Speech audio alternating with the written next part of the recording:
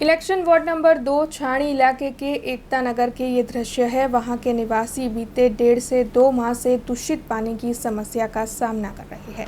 दरअसल इस मामले की पेशकश निवासियों की ओर से बार बार स्थानीय काउंसिलरों से की जाती है, लेकिन अब भी ये समस्या नहीं सुलझ पाई है।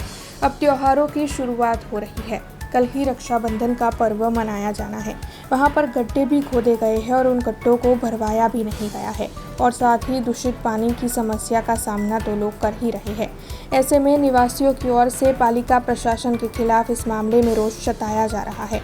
उन्हीं के साथ मिलकर सामाजिक कार्यकर जितेंद्र सोलंकी की ओर से भी स्थानीयों की आवाज़ बनकर इस मुद्दे को उठाया गया है और जल्द से जल्द इस इलाके के लोगों को शुद्ध पानी मुहैया करवाने की मांग उनकी ओर से साझा की जा रही है।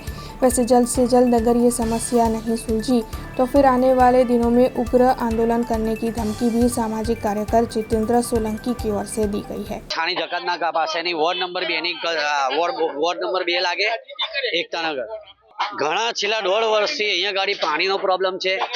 આ અવારનવાર આવા ખાડા ખોદીને જતા રહે। કાલે આજે રક્ષાબંધનનો તહેવાર છે તો પબ્લિક આવશે જશે કેમ નહીં। અહીંયા લોકો હેરાન પરેશાન થઈ ગયા છે। રોગચાળો ફાટી નીકળ્યો છે।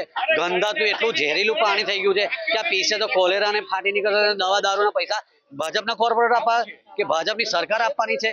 એ ચારે ચાર કોર્પોરેટર નિંદ્રાધીનમાંથી જાગો।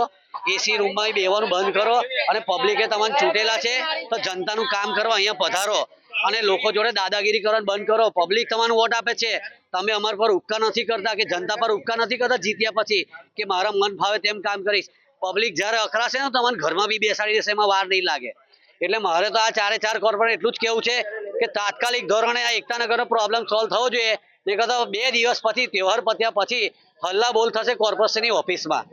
हमसे जुड़े रहने के लिए हमारे YouTube चैनल को सब्सक्राइब करें और नई वीडियो की नोटिफिकेशन के लिए बेल आइकॉन को दबाएं।